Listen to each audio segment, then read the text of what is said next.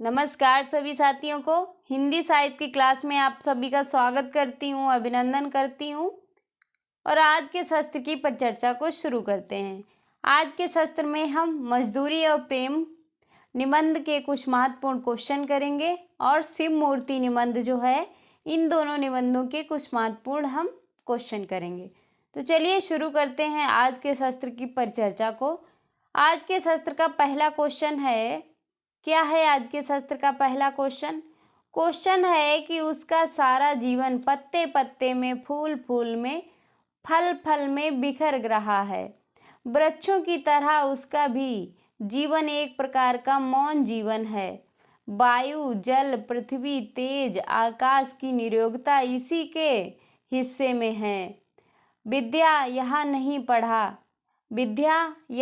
पढ़ा, जप और तप यहाँ नहीं करता, संध्या बादनी से नहीं आते, ज्ञान ध्यान का इसे पता नहीं, मंदिर मस्जिद गिरजे से इसे कोई सरोकार नहीं, केवल साग पात खाकर ही अपनी भूख निवारण कर लेता है या मिटा लेता है।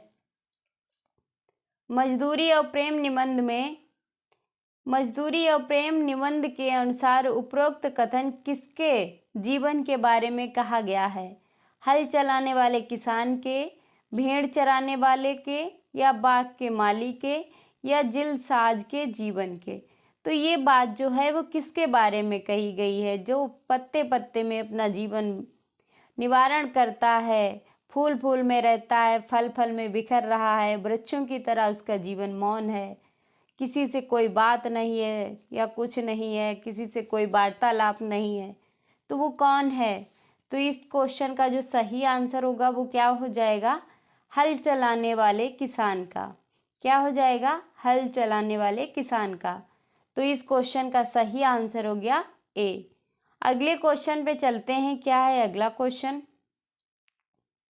अगला क्वेश्चन है, किसी के घर में मैं ना घर कर बैठना, इस दारे फानी में ठिकाना बेठिकाना, और मकवा बर लख मकवा रखना। तो ये जो है उपरोक्त शायरी जो है मजदूरी और प्रेम निबंध के कौन से भाग में संकलित है? हल चलाने वाले जीवन के, गडरिये के जीवन का, या मजदूरी और कला, या मजदूरी और मजदूर की मजदूरी? तो इस क्वेश्चन का जो सही आंसर होगा वो क्या हो जाएगा? इस क्वेश्चन का जो सही आंसर होगा वो हो जाएगा गडरिये के जीवन पर ये आधारित है। तो इस क्वेश्चन का सही आंसर हो जाएगा बी। अगले क्वेश्चन पे चलते हैं। क्या है अगला क्वेश्चन? क्वेश्चन है कि मजदूरी और प्रेम निबंध के अनुसार अन्न पैदा करने में किसान भी किसके समान है? श्री कृष्ण के समान, ब्रह्मा के समान, या शिव के समान, या सरस्वती के समान?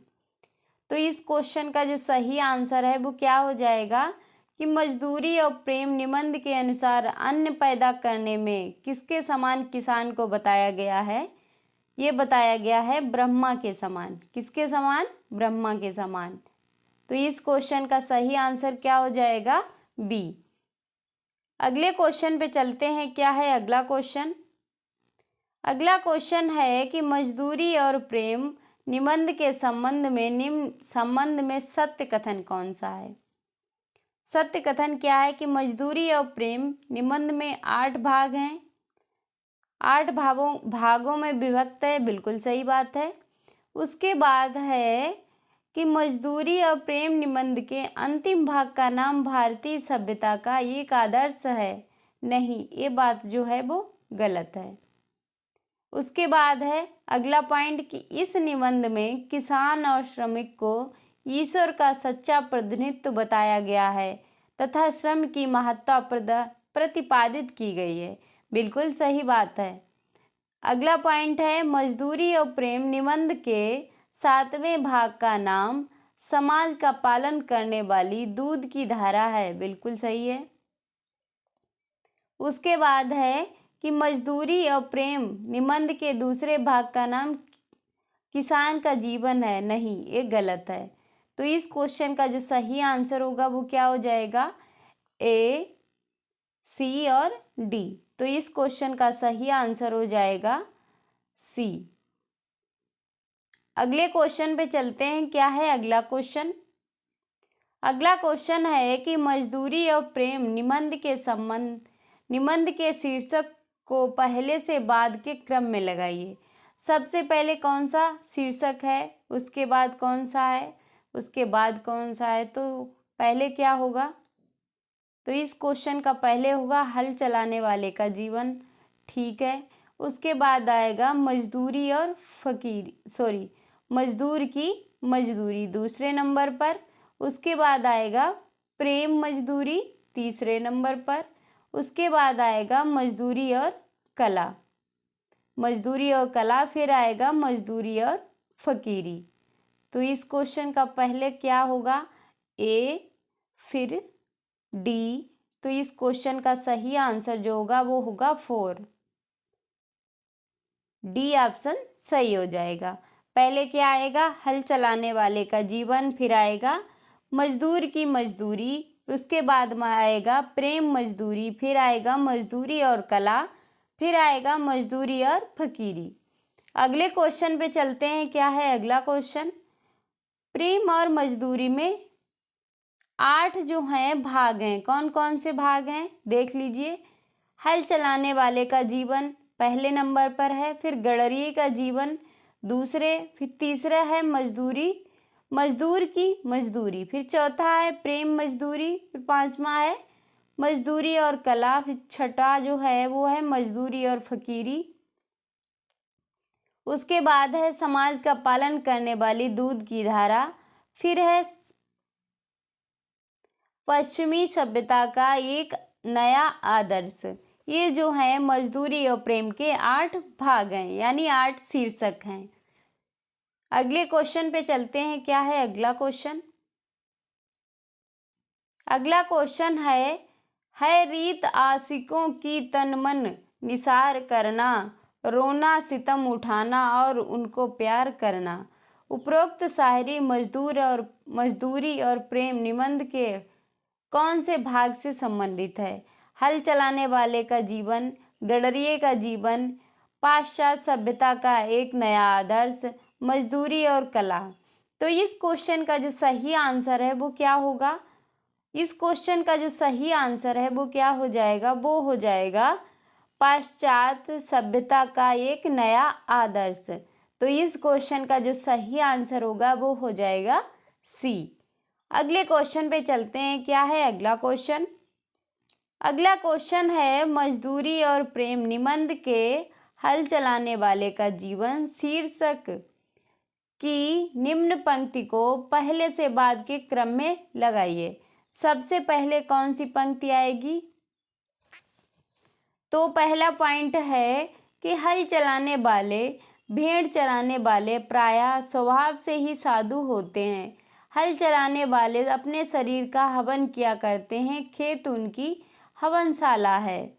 उसके बाद दूसरा पॉइंट जो है कि ये प्रकृति के जवान साधु हैं, बिल्कुल। उसके बाद तीसरा पॉइंट जो है क्या है? प्रातः काल उठकर यह अपने हल बैलों को नमस्कार करता है और खेत जोतने चल देता है।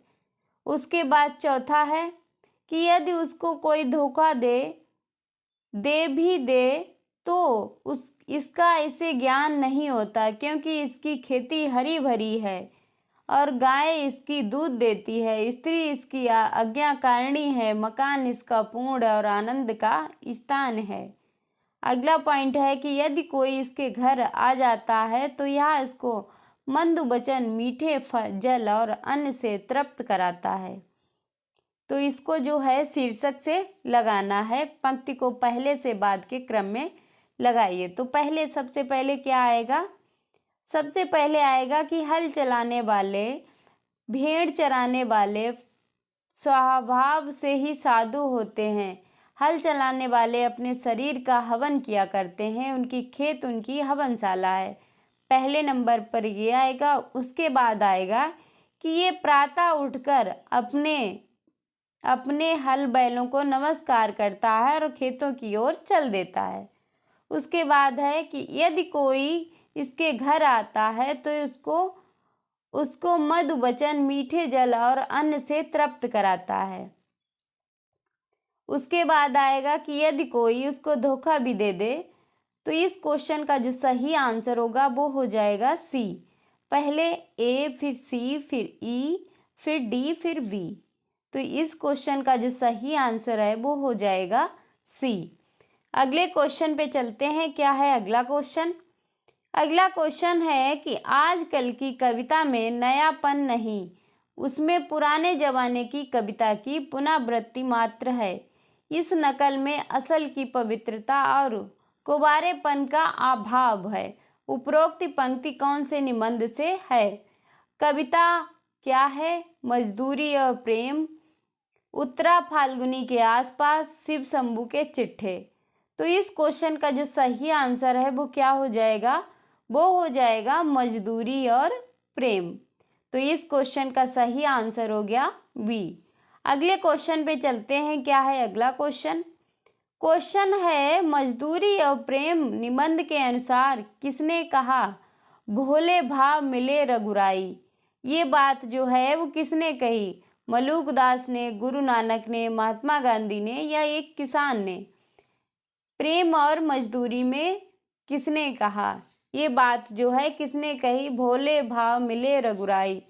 तो ये बात जो कहने वाले हैं वो हैं गुरु नानक। कौन है? गुरु नानक। तो इस क्वेश्चन का जो सही आंसर हो जाएगा वो हो जाएगा बी। अगले क्वेश्चन पे चलते हैं। क्या है अगला क्वेश्चन? अगला क्वेश्चन है कि इस दिव्य परिवार को कुटी की जरूरत नहीं, जहाँ जाते हैं एक घास की झोपड़ी बना लेते हैं। दिन को सूर्य, रात को तारागण इनके सखा हैं।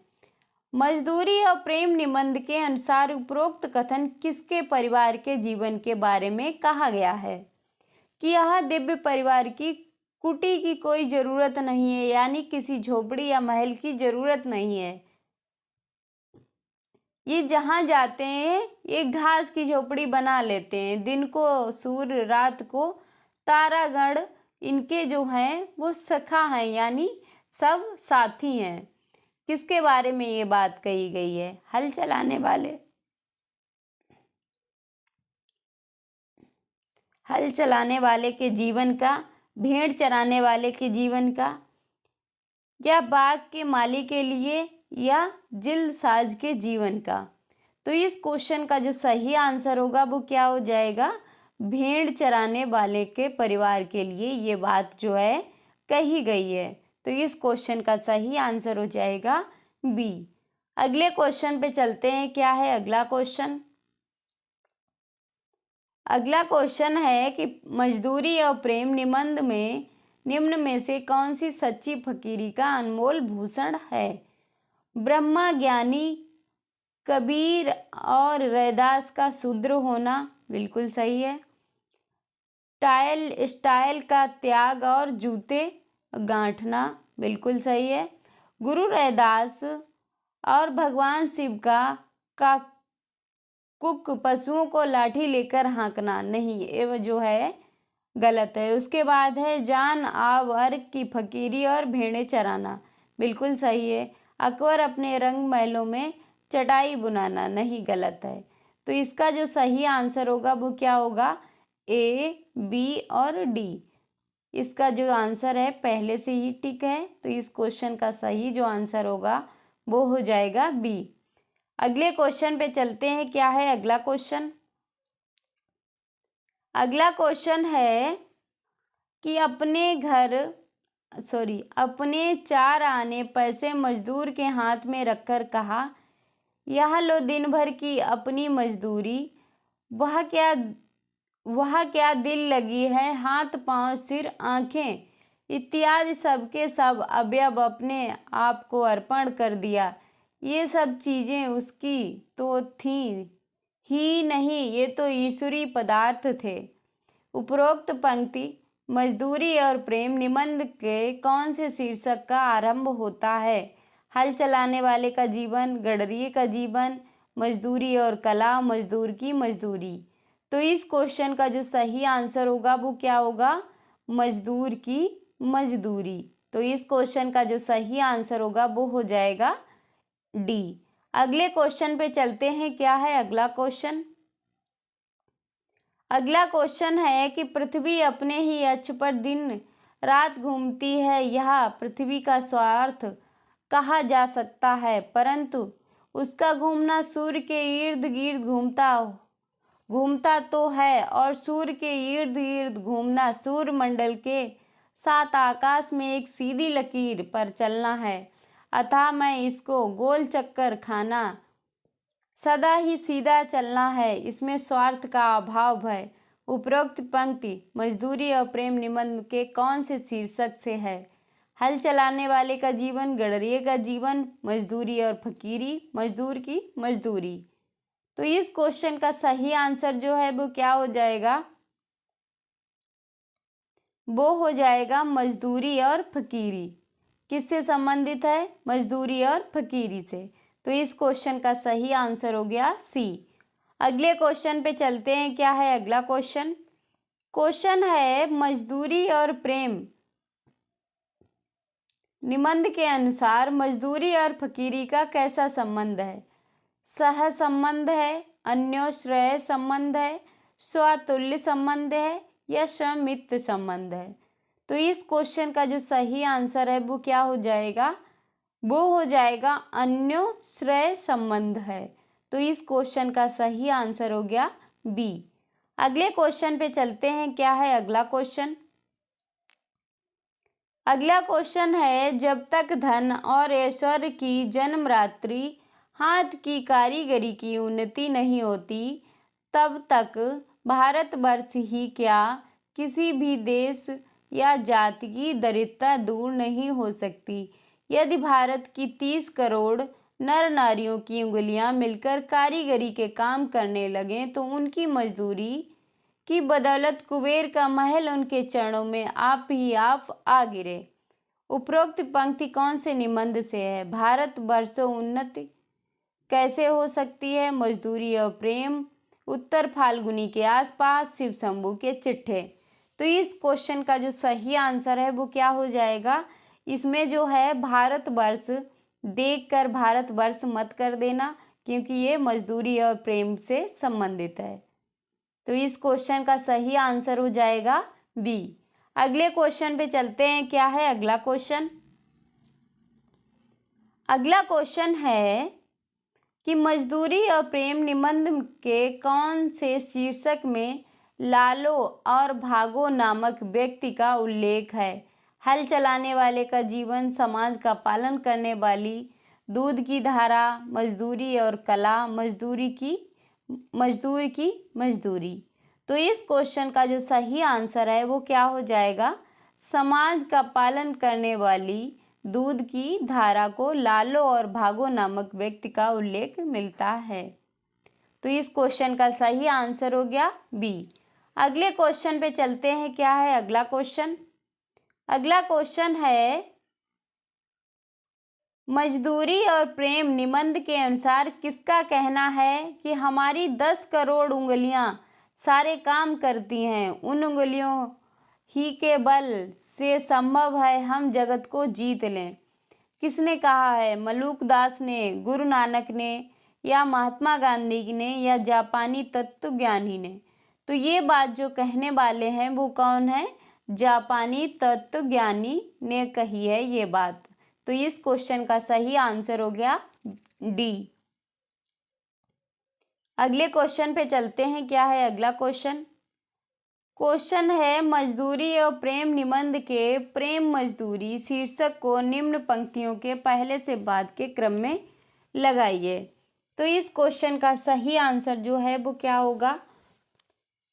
मुझे तो मनुष्य के हाथ से बने हुए कामों में उनके प्रेम में पवित्र आत्मा को सुगंध आती है। राफेल आदि के चित्रों में उनकी कला कुशलता को देख इतनी सदियों के बाद भी उनके अंतःकरण के सारे भावों का अनुभव होने लगता है। ये जो है फर्स्ट पॉइंट हो गया। उसके बाद कौन सा पॉइंट आएगा? सी। उनमें और हाथों के चित्र में उतना ही भेद है जितना बस्ती और शमशान में है। ये जो है सेकेंड हो गया। उसके बाद है, जिस आलू को मैं स्वयं बोता हूँ, मैं स्वयं पानी देता हूँ, जिसके इर्द गिर्द की घास पात खोद कर मैं उसको साफ करता हूँ, उस आलू में मुझे रस आता है, वह टीन में बंद किए हुए अचार मुरब्बे में नहीं आता है। तो ये जो है तीसरा पॉइंट हो गया हमारा।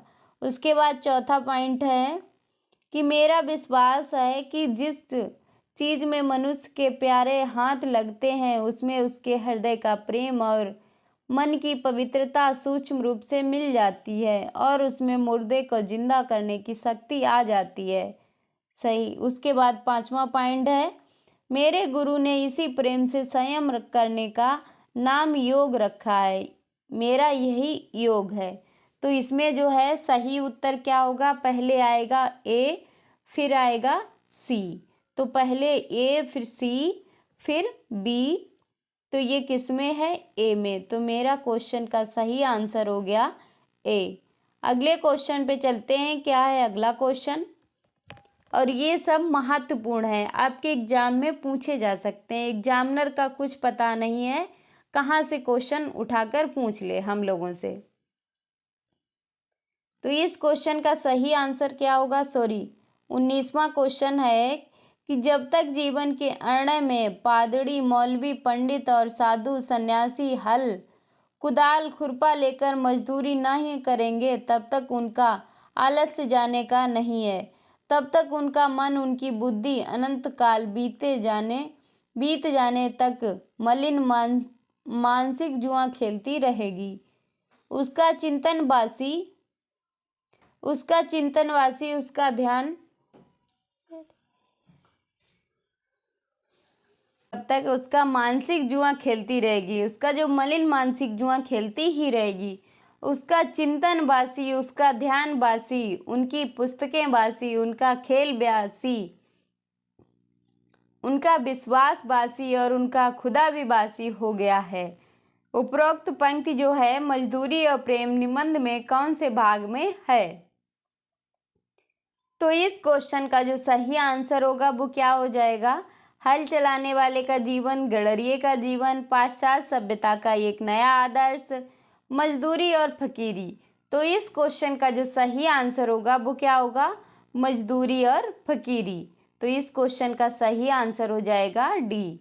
अगले क्वेश्चन पे चलते हैं। क्या है अगला क्वेश्चन, क्वेश्चन है कि निम्नलिखित में अध्यापक पूर्ण सिंह का कौन सा निबंध अधूरा है। पवित्रता, मजदूरी और प्रेम, सच्ची वीरता, आचरण की सभ्यता और कन्यादान। कौन सा है जो पूर्ण सिंह का अधूरा निबंध है। तो इस क्वेश्चन का जो सही आंसर होगा वो होगा पवित्रता। क्या हो जाएगा, पवित्रता। तो इस क्वेश्चन का सही आंसर हो गया ए। अगले क्वेश्चन पे चलते हैं। क्या है अगला क्वेश्चन, क्वेश्चन है कि शिव मूर्ति निबंध के अनुसार धातु को मूर्ति का क्या अर्थ है। धातु की जो मूर्ति है उसका क्या अर्थ है शिव मूर्ति के निबंध में। शिव मूर्ति जो निबंध है वो किसका निबंध है, प्रताप नारायण मिश्र का, प्रताप नारायण सिंह है, मिश्र नहीं है, गलती से मुझसे मिश्र हो गया।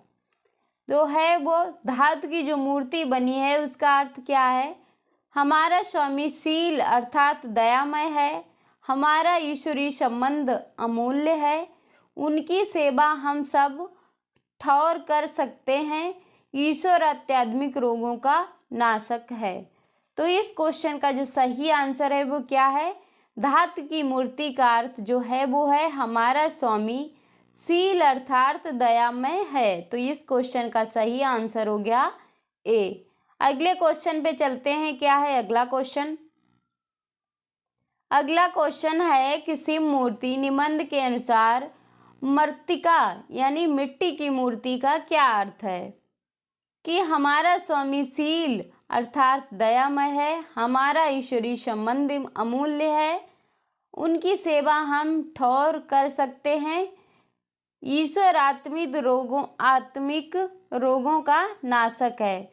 तो इस क्वेश्चन का जो सही आंसर होगा वो क्या होगा, वो हो जाएगा मिट्टी की मूर्ति का जो अर्थ है वो है कि उनकी सेवा हम सब ठौर कर सकते हैं।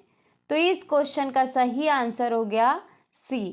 अगले क्वेश्चन पे चलते हैं। क्या है अगला क्वेश्चन? क्वेश्चन है कि शिव मूर्ति निबंध के अनुसार रत्नमयी की मूर्ति का क्या अर्थ है? जो रतन की बनी मूर्ति है उसका क्या अर्थ है?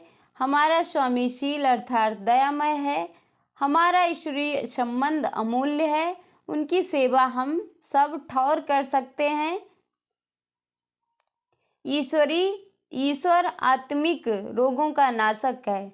तो जो रतन की बनी हुई मूर्ति है वो है हमारा ईश्वरीय संबंध अमूल्य है। शिव मूर्ति के निबंध में मिट्टी की मूर्ति, रतन की मूर्ति और भी जो भी धातु की मूर्ति बनी हुई है इनके अर्थ के बारे में क्वेश्चन आ जाते हैं कि इसका अर्थ क्या है। तो अगले क्वेश्चन पे चलते हैं। अगला क्वेश्चन क्या है? अगला क्वेश्चन है कि गोबर की बनी मूर्ति का क्या सिखाती है? गोबर की जो मूर्ति है उससे क्या, उसका जो है क्या अर्थ है? तो इसका जो अर्थ है वो है कि ईश्वर आत्मिक रोगों का नाशक है। तो इस क्वेश्चन का सही आंसर हो गया डी। अगले क्वेश्चन पे चलते हैं। क्या है अगला क्वेश्चन? अगला क्वेश्चन है कि श्वेत रंग की मूर्ति का क्या, शिव मूर्ति के निबंध में जो श्वेत रंग की मूर्ति बनती है उसका क्या अर्थ है? कि परमात्मा शुद्ध है, स्वच्छ है, उसकी किसी बात में किसी बात का कुछ मेल नहीं है, कि रजोगुण का वर्ण है, कि सबसे पक्का यही रंग है, इस पर दूसरा रंग नहीं चढ़ता, उपरोक्त में से कोई नहीं। तो इस क्वेश्चन का जो सही आंसर होगा वो क्या हो जाएगा कि जो परमात्मा है वो शुद्ध है, स्वच्छ है, उसकी किसी बात में किसी का कुछ मेल नहीं है। तो ये जो है श्वेत रंग की मूर्ति है उसका अर्थ है। तो हमारे क्वेश्चन का सही आंसर हो जाएगा ए। अगले क्वेश्चन पे चलते हैं। क्या है अगला क्वेश्चन? अगला क्वेश्चन है कि शिव मूर्ति निबंध के अनुसार लाल रंग की मूर्ति का क्या अर्थ है? कि शुद्ध परमात्मा, परमात्मा जो है शुद्ध है, स्वच्छ है, इसकी किसी भी बात का किसी का कुछ मेल नहीं है, रजोगुण का बाण है, कि सबसे पक्का यही रंग है, इस पर दूसरा रंग नहीं चढ़ता, या उपरोक्त में से कोई नहीं। तो इस क्वेश्चन का जो सही आंसर है वो क्या हो जाएगा? लाल रंग की मूर्ति का जो अर्थ है कि यह रजोगुण का अर्थ है। क्या है? कि यह रजोगुण का अर्थ है। तो इस क्वेश्चन का सही आंसर हो जाएगा बी। अगले क्वेश्चन पे चलते हैं। क्या है अगला क्वेश्चन? अगला क्वेश्चन है कि शिव मूर्ति निबंध के अनुसार शिव मूर्ति में अगणित नाम है जिनके प्रमुख हैं। कौन कौन से हैं वो नाम सम्मिलित हैं जो शिव मूर्ति में हैं? तो वो नाम है प्रेमेश्वर, भतेश्वर और उसके बाद जो है वो कौन सा है? सोमेश्वर, मंगलेश्वर। क्या है? मंगलेश्वर, मंगलेश्वर नहीं, सोमेश्वर है, गलती से टिक हो गया, सोमेश्वर। तो क्या हो जाएगा? प्रेमेश्वर, भतेश्वर, सोमेश्वर। तो हमारे क्वेश्चन का सही आंसर हो जाएगा ए, बी और डी।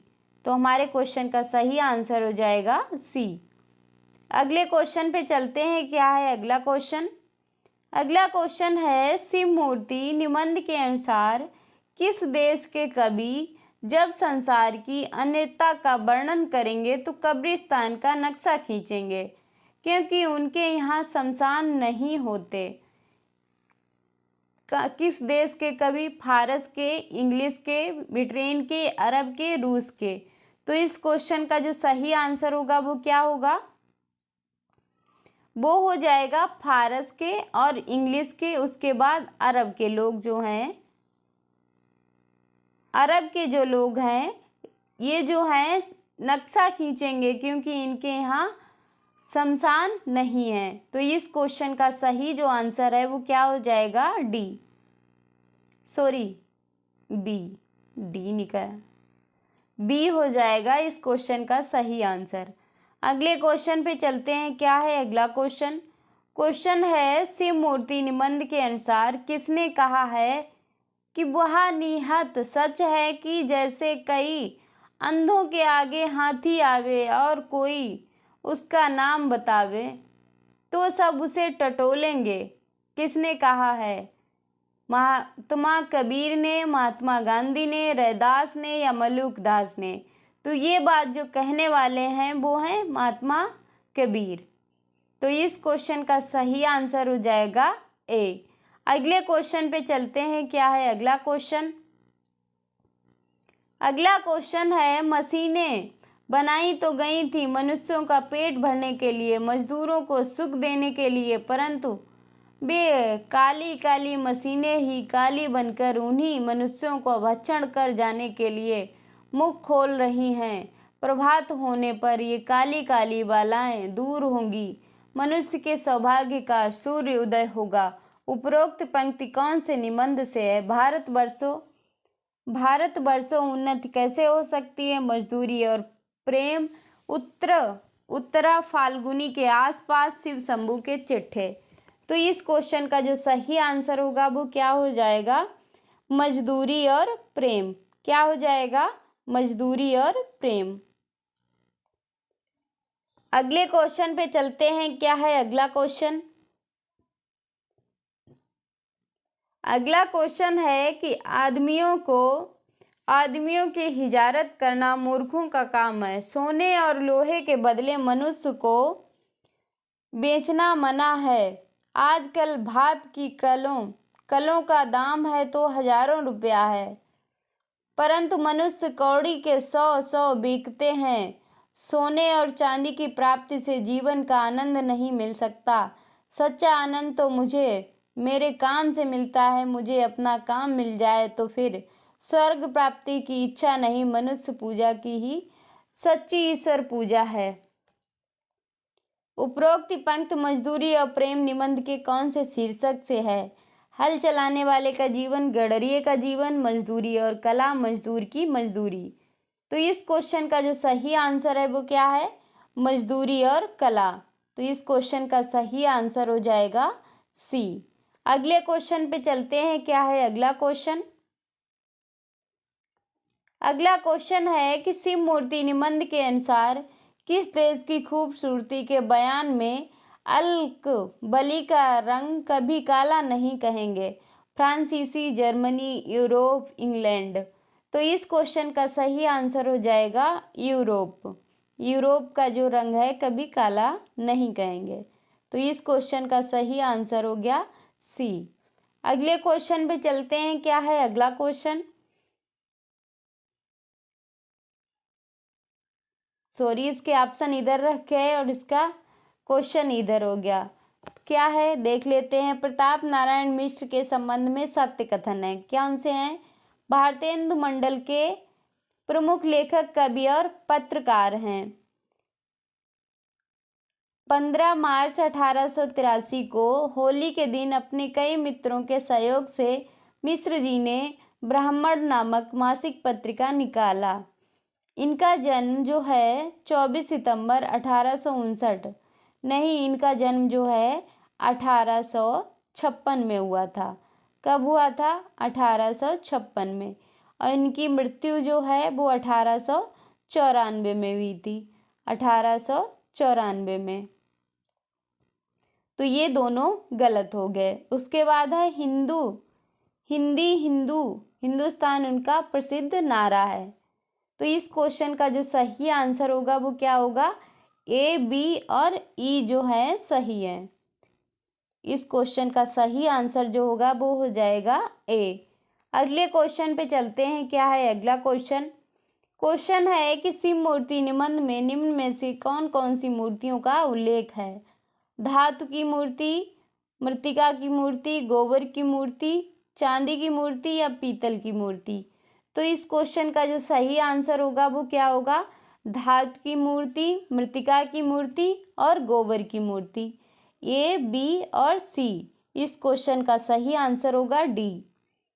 अगले क्वेश्चन पे चलते हैं। क्या है अगला क्वेश्चन?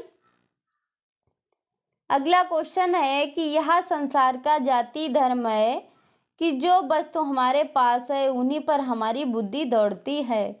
उपरोक्त पंक्ति कौन से निबंध से है? शिव मूर्ति, मजदूरी और प्रेम, उत्तरा फाल्गुनी के आसपास, शिव शंभू के चिट्ठे। तो इस क्वेश्चन का जो सही आंसर है वो है शिव मूर्ति। शिव मूर्ति इस क्वेश्चन का सही आंसर है। तो ये था आज का शस्त्र, मजदूरी और प्रेम और शिव मूर्ति दोनों निबंधों के महत्वपूर्ण क्वेश्चन जो भी थे मैंने आप सबको करा दिए हैं और हमारे ये सिलेबस में है नेट JRF के। तो आज के शस्त्र की परिचर्चा को यहीं पे समाप्त करते हैं। मिलते हैं अगले शस्त्र में, तब तक के लिए जय हिंद।